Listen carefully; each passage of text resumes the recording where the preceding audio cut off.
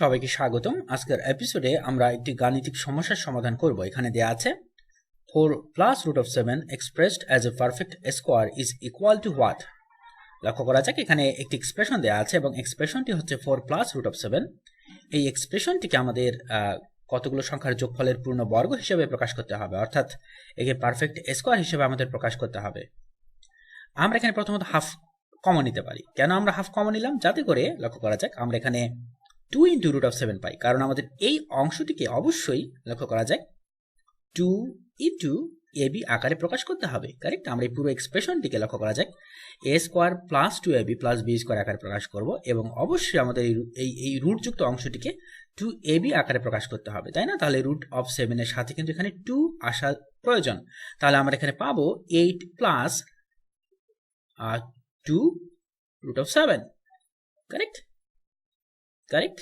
এখন লক্ষ্য করা যাক আমরা কিন্তু খুব সহজে দেখতে পাচ্ছি আমরা এখানে 2 root of 7 K 2 into root of 7 into 1 আকারে লিখতে পারি। কারেক্ট? এবং এখানে আমরা যদি লক্ষ্য করি 7 এবং 1 এর যোগফল কিন্তু 8 এবং আমরা কিন্তু এখানে ইতিমধ্যে 8 পেয়েছি।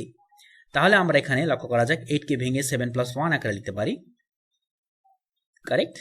7 plus 1 plus 2 into root of 7 2 into root of 7 into 1 equal to আমরা এখানে পাবো কত? লক্ষ্য করা যাক আমরা 7 কে root of 7 স্কয়ার আকারে লিখে প্রকাশ করতে পারি।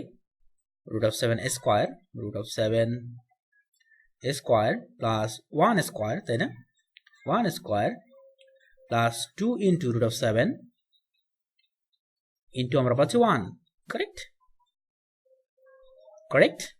এখন root of 7 কে যদি আমরা a বিবেচনা করি, লক্ষ্য করা যাক, এবং 1 কে যদি আমরা b বিবেচনা করি, আমরা কিন্তু এখানে পাচ্ছি half into a square plus b square plus 2ab। Correct? 2ab equal to আমরা কি বলতে পারবো? Half into a plus b whole square.